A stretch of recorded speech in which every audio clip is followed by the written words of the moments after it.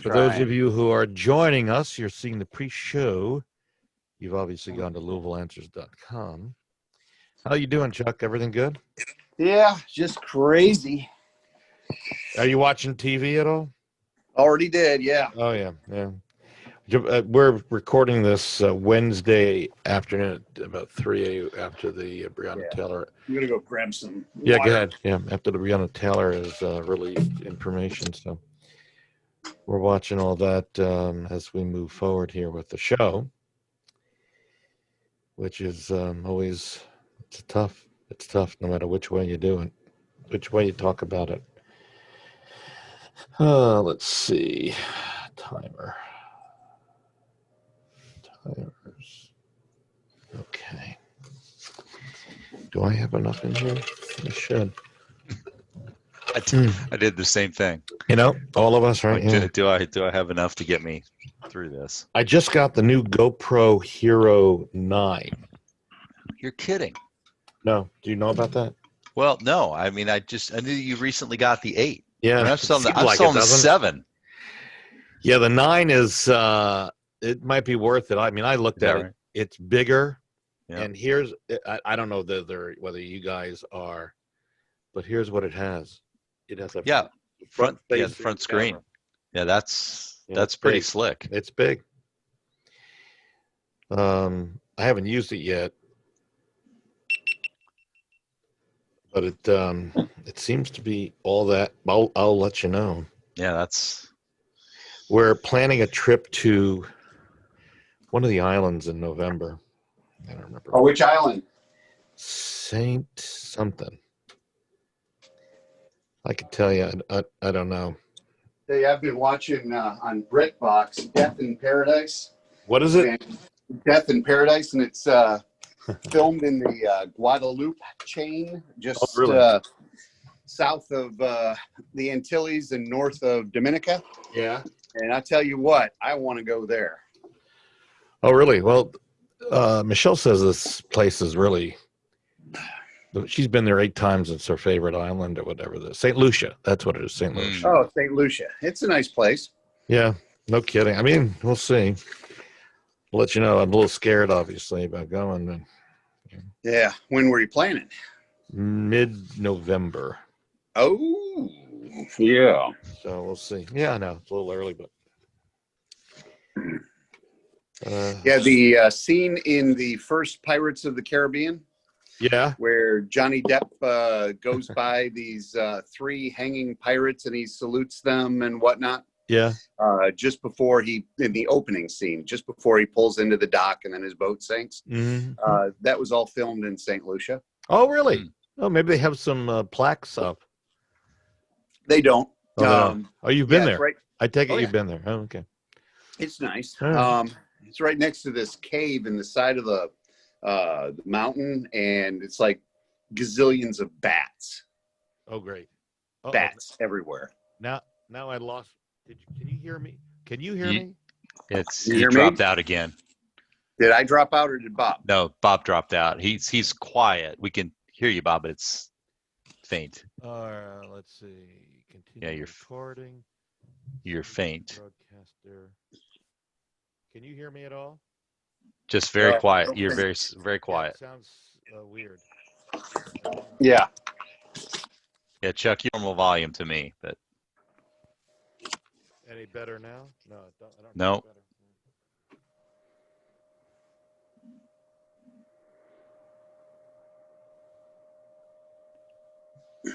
Where's Greg? Greg's on vacation. So we'll see if the 3 of us can manage our way through this. Going back old school like we used to. Right, exactly. God, with the way the light is, it looks like I'm completely bald. Hair and makeup. Vanity of vanity. Hair and makeup. Vanity. We'll get you a nice selfie light there, Chuck. That'll improve everything for you. That's what I need. Or maybe if I do that, and then I do this, and then I do that. Much homier. Much homey. Yeah. There's no glare off your pictures. Yeah. Now you can see my my parachute certification. Oh yeah, sure can. Sure can. Oh, very good. Okay, whatever it was, it's in my. Okay, I think we got it. Yeah, the sound is back. We just are looking at your Yeah, notes. right. So, Yep. yeah, So. And those are some notes. We're trying to translate them. Yeah, you got. Are we covering all that in 30 minutes? Everything Everything there? there? Try. That's I don't know if we okay. can. Yeah, I don't know if we can get that. All right, shall we? Shall we try it? Yeah.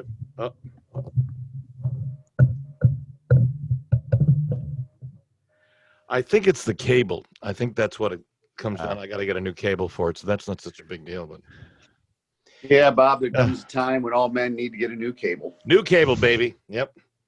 All right, let's roll for it. Here we go. You ready, guys? Ready. In 3 and make sure I got my paperwork here. 2 and 1. News Radio 840 WHAS. Good Sunday morning. Bob Sokoler and the Louisville Real Estate Show here with you for the next 30 minutes. It's one of our COVID shows. We're doing them from our offices for the most part, whether it's home or office, real office. Here with me, Brad Lawler, owner of Home Team Inspection Service. They're the #1 home team inspection service in the country. They hire veterans, and we love them for it. Their new number, make note, please, 844-411-TEAM. Oh, there you go. Love that. Good morning. Good morning. 844-411-TEAM. And equally as prestigious on the show to have here, Chuck Crosby, the Crosby Law Offices. They are just a phenomenal location that do closings. But more important, Chuck does a whole variety of other things, including if his statement is, if he doesn't do it, he knows someone who does. Correct? Yeah. Yeah. Absolutely. Well, good to have you here, son. Greg. Good to see you. Good to see you. Son Greg on vacation this week, so we give him a pass. And, of course, you can reach me, Bob Sokoler, anytime, 376-5483. It's quite a week with a lot of stuff going on right now throughout our Louisville area, and we won't go into that part of it because, quite frankly, this is not a show about that. This is a show about real estate and what's happening in our community. And a little later on, by the way, on the show, 10 ways your yard is inviting burglar break-ins. Some interesting concept here about what may happen. If you want to see a replay, by the way, of this show, LouisvilleAnswers.com is your website to go to, LouisvilleAnswers.com. We start with a report that existing home sales jumped to a 14-year high as prices set another record. This is intertwined. Sales of existing homes rose 2.4% to a seasonally adjusted annualized rate of 6.0 million units. That's according to the National Association of Realtors. I think we're seeing that in many businesses. Let's start with Brad Lawler. You had another record week on a number of people who needed home inspections. Yeah, we did. I mean, we're still higher than the typical season is. I mean, it seems as if the real estate year is trending a little bit deeper into September than is typical. We're certainly thankful for it. I know that there's a lot of reports that home inspectors are not available. Many of them are only work part-time. So the market doesn't have quite as many inspectors. I can tell you Home Team is still getting to all our inspections within 24 to 48 hours. So we've got the benefit of having multiple teams on standby. So yeah, it continues to be strong. Realtors, make note of that. If you're using an inspector and they push it out for 14 days, maybe it's time to think about another inspection company. And I can tell you from personal experience, Home Team does a job. Moving forward with closings, Chuck, you've been very busy over the past couple of months. Yep, 25 properties on Monday. What, wow. Wait a minute. Wow. You did 25 closings in one day? I said 25 properties. Properties. More like 12 closings. Okay, so multiple properties. Yeah. Okay. Yeah, I was here from like 8 till after 9 o'clock p.m. So.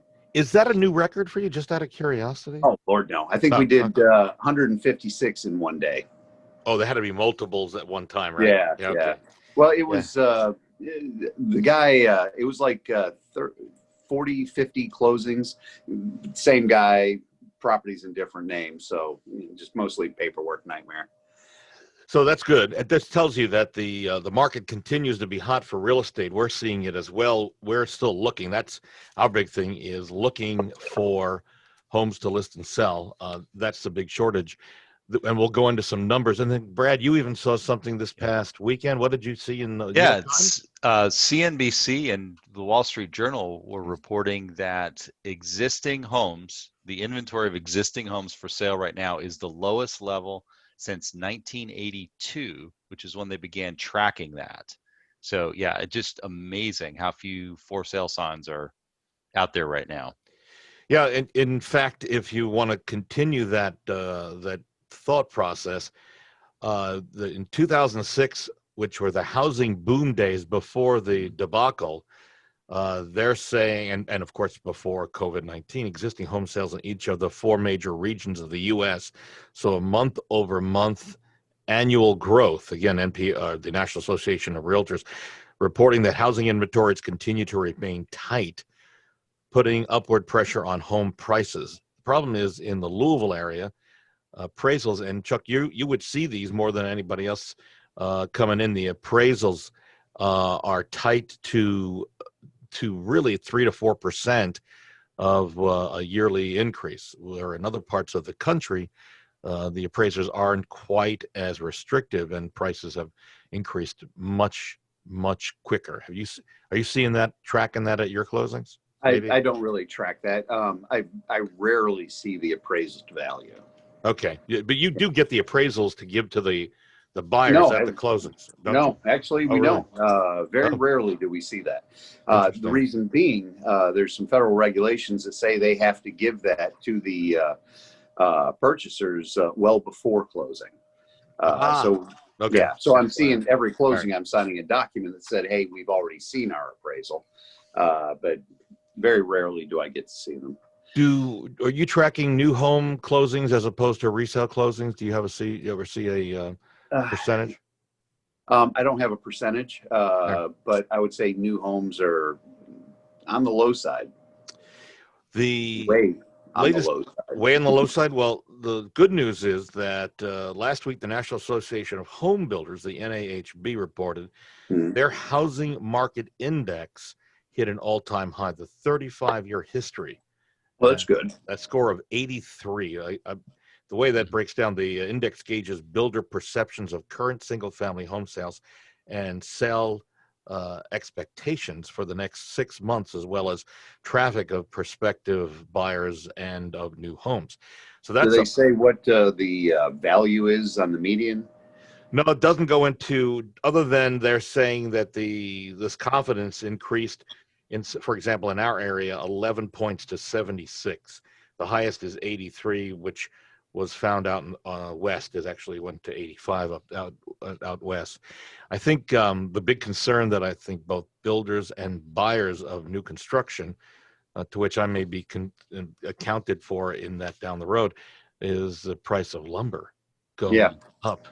Because that's what I've been hearing, is that it's almost impossible for a builder to build a brand new home for less than $400K. Well, it depends on the size of the home, but yeah, I get your drift. Yeah. But at their price, I think what I've heard is that builders are now providing a clause in their contract that escalates with their cost supply. Yeah, so that's what I've been seeing too. You've seen that too. If it goes up, then all of a sudden your price of your home goes up. That makes it very difficult for a buyer, right, to lock in a rate and a loan. Will be next week. Randy Rocky from Swan Financial will be joining us to talk about that. The couple of things that are of concern when you deal with that, you might wonder, okay, so now is this time a good time to move? Well, it depends on how long you've been in your current home. You know, they say the normal, and who knows if all of us are normal or any of our listeners, we hope, normal is 3, 5, and 7 years. That people stay in their homes in increments of 3 or 5 or 7 years. If it's been a while since you moved into your home, you may be thinking about moving. And according to the latest profile of home buyers and sellers by the National Association of Realtors, in 2019, homeowners were living in their homes an average of 10 years. so that it had extended. That's a long time to be in one place, considering the average length of time homeowners used to stay put hovered closer to 6 or 7 years. With today's changing homebuyer needs, especially given how the current health crisis has altered our daily lives, many homeowners are considering whether they are going to stay where they are or find a home with more space for their families. Just this past week, I was on the phone with folks who live out in L'Esprit, which is in the LaGrange area. They're trying to consider whether they want to downsize. They have a very large house, and whether it would sell quickly. The thought was, do they put it on the market now, or do they wait till spring? They're tossed up in the air. And what our suggestion was, and I would suggest this to anybody who faces a question of downsizing and is not under any pressure, to go slow and hook up with an agent, which is what we did with these clients, who will set up a search. And they can start seeing, even if they wait until next year, well into next year and beyond, they'll start seeing what the prices are for homes coming on the market even today or tomorrow. So that way you become an educated consumer, knowing what's going on in the community. It's funny, these folks who I talked to, who I had been out to see months and months ago, we talked about this woman knew what her neighbor's house sold for, how many days it was on the market. She was a local neighborhood expert. And I think we're seeing more people, don't you guys think? Because of all the technology that's available for clients and potential buyers and sellers out there. I just find it amazing how much is out there, right? Yeah, no question. It's much easier to be a nosy neighbor now. So it comes down to, is this a good time to sell? It comes down to interest payments. What was remarkable, Chuck, I don't think we're giving away too much information. If I was to ask both of you what your interest rates are, do you guys know off the top of your head what? Yeah, I know what my interest rate is. What is your interest rate? It's low. Okay. Okay. Well, I guess I caught it right at the wave. I mean, the right wave at the perfect moment. Down. Oh, perfect. So yeah, I'm willing to tell. I got 2.65. I'm lower than you. Well, I could have gone 2.35. I am higher than that. Okay. So now you see the range. Is Yeah. it 2.5? No, just kidding. But the way Since loans all go in eighths, I wonder. No, yeah, right. So I had the option, which was you wonder, how long are you going to stay in the home? So I'm figuring I'm going to stay in the home maybe another year, 2 or 3 years, right? So I'm thinking I'd rather have some of those closing costs rolled into the loan, so I took a little bit higher interest rate. Had I decided I'm going to be there for the long term, this is the place that I'm going to stay, then I probably would have gone to the 2.35. I guess, remember, and again, Randy will help sort through this next week, but it all is based on your credit score, which low credit score, higher interest rate. It's that simple, and vice versa. So, Brad, we pretty much know whereabouts Chuck's interest rate is. How about you? I'm not as good of a negotiator as Chuck. Whatever. I'm just a little north of Chuck there. Okay. Are you above 3? No. Okay. So that's good. So what's interesting is the folks I was talking to earlier this week said they're in the 4s. I said, "Ooh, yeah, that depending upon when you really want to sell, if you're going to be there a year or 2 or 3, you might want to reconsider, because I'm saving a boatload of bucks by doing the refi and getting so I'm very happy with that. But the bottom line is, a homeowner, you've got a huge opportunity to move up right now, whether you want to save more each month or get more home for your money, which is what a lot of families are thinking is the way to go. Buyers are actively looking for more homes to buy, and you can win big by making a move if the time is right for you now. And again, the thought process is at least get into the knowledge level, get some agent and we can more than happy to help you do it, but get that going so that you can see what's coming down the pike and know what the prices are, especially if this really does concern me, the price of homes going up because of the price of wood going up. That is a plus. So in the past, we've talked about forbearance, and that's where banks, because of COVID, they waive X amount of mortgage payments until 6 months down the road, whatever it might be that you arrange. Chuck, you talked about this at length. Explain a little bit more about what the good, bad, and ugly is about forbearance if we have folks who are listening who cannot make their mortgage payments. Well, the good is if you can't make your mortgage payment and it's a choice between feeding your kids or getting foreclosed on, why not do it? That's what it's designed for. The problem is if you just go willy-nilly and get a forbearance because it's available. If it's needed, it's a great parachute. But it comes with a bit of a cost. Now, I know they're saying it's not going to hit your credit report and all that kind of good stuff. But with every loan I've done since COVID hit, you have to sign a waiver that says you have not filed forbearance, not just on the loan you're refinancing, but on any debt.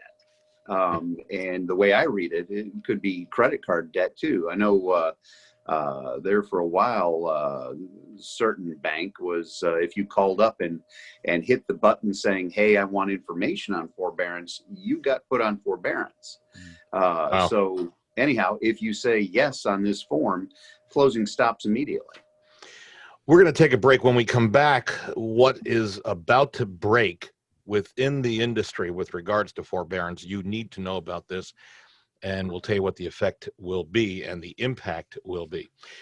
On the air with us from their perspective of offices, home, or whatever, Chuck Crosby, the Crosby Law Offices at 499-6360.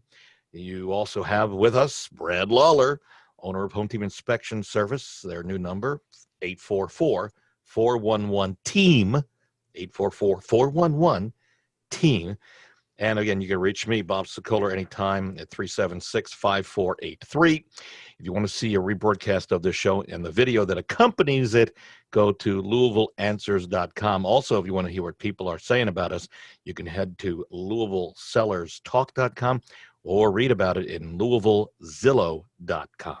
We'll take a break. Back in a moment on News Radio 840 WHAS. News Radio 840 WHAS, Bob Sokoler, the Louisville Real Estate Show. Thank you, Barbara Corcoran, for your endorsement and friendship and guidance as well. And if you want to talk, as Barbara and I do on a regular basis, we did that via webcam, kind of a Zoom meeting a couple of months or so back. You can call me at 376-5483. Also here, Chuck Crosby, the Crosby Law Offices at 499-6360. They not only do a phenomenal job with closings, Chuck's also very entertaining. He'll give you some recipes, and he does a variety of other things, including wills and anything else, even evictions. Am I correct about that? I've stopped doing evictions good. mainly because now it's all Zoom.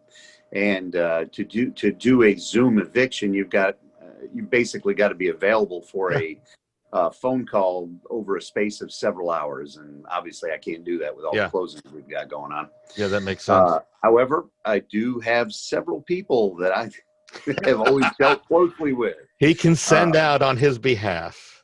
Yeah. Gotcha. Brad Lawler, also here, owner Home Team Inspection Service, 844-411-TEAM is their new number. So we mentioned before the break about what forbearance is doing. Single-family landlord giants are expecting a surge in repossessed homes as millions of homeowners have fallen behind on their mortgage payments and may be at risk of losing their homes once eviction moratoriums end. This is a report that comes from the Wall Street Journal, and it reports that landlords are waiting for potential bonanza of distressed properties, as well as the emergence of a new wave of renters. The estimates are about 3.5 million home loans, or 7.01%, were in forbearance as of September 6th, which is a couple of weeks ago. That's according to the Mortgage Bankers Association. About 1 million more homeowners are behind on their mortgage payments, but are not in forbearance at this moment. What this boils down to is there are a lot of homes that could be going up for foreclosure. Chuck, are we worried about that reducing the value of our existing homes in your mind? No, I don't think so. I think the last time around, the problem with value of home was inflated value when the mortgage was taken out, and no value to the house. I don't think that's the issue now. Yeah. So it's still going to retain its value, but not like in '08 when value was at 300,000, but not really. Yeah, there's a lot more equity, I think, is where you're going with this. No, it's more like the big thing was you had, say, a $300,000 mortgage on property that appraised for 350, but in fact was worth only 250. Yep. They kind of got that resolved, and I don't think that's going on now. So if things go into foreclosure, they still retain the same value. It's not like, oh, we go into foreclosure, we've got this mortgage that's way over the value, so it's not going to be picked up at a commissioner sale by an individual. It's going to be picked back up by the bank. So there for a while, of all the foreclosures that were going on, the banks were taking back, above 90% of them. Yeah, and that is a lesson that a lot of banks learned back in 2008 through 2012. And in fact, in many cases, towards the end of that, they were letting folks who had basically been foreclosed on stay in their homes, upkeep it, or at least until it was foreclosed and someone bought it. We're going to get into 10 ways your yard is inviting burglar break-ins in a moment. But while we're talking about foreclosures and buying homes, because that will end up helping a lot. If I know one person's tragedy is another person's pot of gold, but there are buyers out there who are desperately looking for homes, even with COVID-19. And as a result, if they go into foreclosure, then the bank will renovate and then end up reselling. And there are people out there ready, which even today, even though we don't have enough homes, the buyers are finding ways to try to write an offer, well, buyer agents, to write an offer to gain the system to get their buyer into that house. And one of the ways they're doing this, Brad Lawler, is waiving inspections to avoid delays. That can be problematic. So basically the way it works is, and you write the contract, whatever the price is, full price, overprice, whatever, and then you say we're going to waive inspections. Suggestions, thoughts from you as a home inspector? Well, as a home inspector, I mean, I certainly understand that people are cash strapped when they go into the purchase of a home. They don't, want to spend money for the inspection. I think that, most of the agents that we work with, definitely guide their clients to the importance of the home inspection, because a few $100s could potentially save, thousands and thousands and thousands of dollars of defects. But it happens, regularly. We'll get calls, into our office that, somebody moved into a house, they've been in there 90 days. Their agent told them, hey, it's a competitive situation, multiple bids, waive the inspection. Then they get in there and they start finding things that aren't right. And then it's a matter of what's it really going to cost. And they're concerned about having the contractors, roofing contractors, plumbers, HVAC guys come in because they all seem to want to sell something. So a home inspector is just the disinterested third party. We're just there to tell you what we find. We can't fix anything. We're not allowed to repair anything. So for us, it's just information. But a few times a month, we'll get people calling in saying, we think we made a big mistake skipping the inspection. Come tell us how bad it is. Yeah, I might suggest to my fellow agents around the area and around the country who are listening is, if you want to waive inspections, at least retain the right to pull out, do the inspections, don't do a repair request, as long as you can even write in under, as long as the problems are less than X amount of dollars. So at least you've got some sort of safety catch in the event something does turn up that's a problem that your buyer doesn't want to deal with. And that happens all the time. Yeah. 10 ways your yard's giving burglar clues. I bet you guys, I did this, and I'm thinking number one on the list is a broken or old security sign. Like ADT sign or something. You put it out there. Maybe it's broken or it's old or it's worn. Now, you can buy these and just put them in your yard. I mean, I have ADT, but it comes to my mind that mine might be broken. I mean, might be old and worn. I'm going to have to call and say, hey, I need or go to Amazon and buy a couple new ones. So expensive items in your yard are a clue that you got a lot of good looking stuff inside your house. It may be a fountain out front. Do either of you two, are you sporting any fountains? Fountain. No fountain. No. Okay. No. Yep. Large hedges and vegetation. Brad, you want to speak to that? Yeah, well, there's lots of problems with large hedges and vegetation. First of all, they are great places for the bad guys to hide before they break into your house. They also cause a lot of damage to the siding of your home. So particularly if you've got a vinyl siding or a hardy board type siding, all of that brushing up against the siding damages it, and then you do not want vines growing on your brick or anything on any of your siding. Do not allow the vines to grow up. But we see it all the time because people think it's beautiful. The house I bought had ivy growing on it, and the little roots from ivy dug into the mortar and the brick, and I've had to clean that off. It's not easy. Yeah, and they're probably still there even after all those years. They probably are. Fragments of it. Yeah, you're right. Yep. Put your ladder away. How many of us take a ladder out to going to do some work? Maybe, at least my bigger problem is in the back of my house where the leaves accumulate on the gutters and the gutter guard type stuff that I've got on there. So I have a ladder not too far inside the garage, but it does happen where you leave your ladder out and it's a clue, and it's actually a leg up to that burglar case in the house. How many of us put our trash cans out or leave them out towards the road? Chuck, you're in a condo, so you've got a central area for putting your no, it's more like a townhome. Okay. We have a driveway. I just take it out to the end of the driveway on collection day. This past week, after reading this, I go, oh, geez. I had taken my trash cans, put them out the road, and then I didn't get home late, and the trash had turned up early, so the cover is off or over at the back of it, and it's sitting askew in the driveway, and I'm thinking, anyone driving by knows I am not at home. The clear sign, I would have picked it up and brought it in. So be careful about that. Glass doors, they're not preferred methods of breaking into your home. They can be used, though. Make sure yours is secured and, if possible, replaced with something sturdier. Brad, don't they have things you could buy at a Home Depot or Lowe's or box store?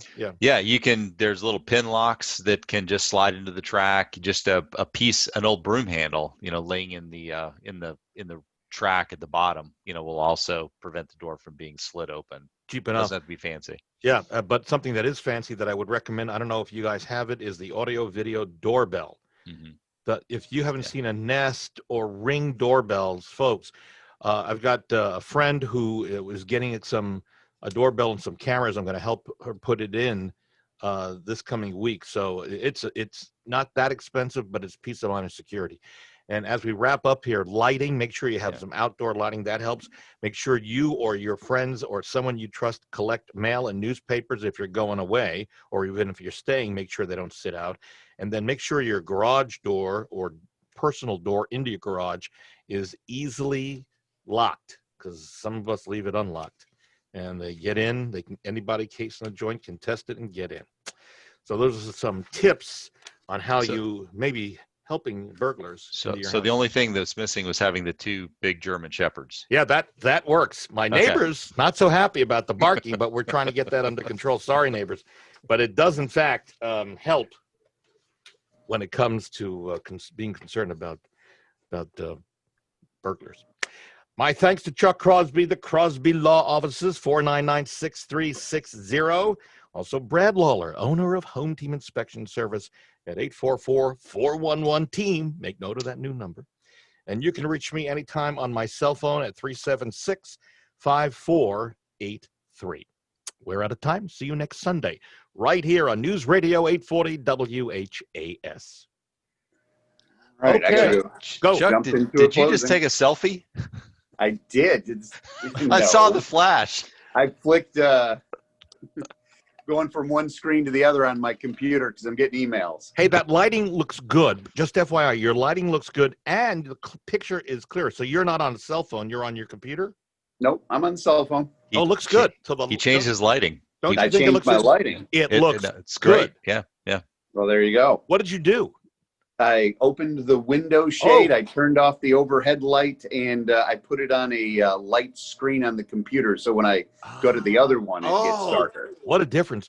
And the only thing we ought to work with next time, which is 3 weeks away, is the audio on your head. Because Chuck, if you listen to Brad on the air, it's crazy. And then the other thing you could do. This is about $10 on Amazon.com. It charges. See. and then it sits basically on your computer monitor, and it highlights your face. But what you did is just as good. Yeah. So, anyway, I got to get into a closing. Go. Okay. See ya. Close well. Yep. See you guys. Brad, take care, buddy. All right. Thanks, Bob. See you next week. You take care. Or right. in 3 weeks. 3 weeks. I'll be there. Okay. All right. See you. Yep. Bye.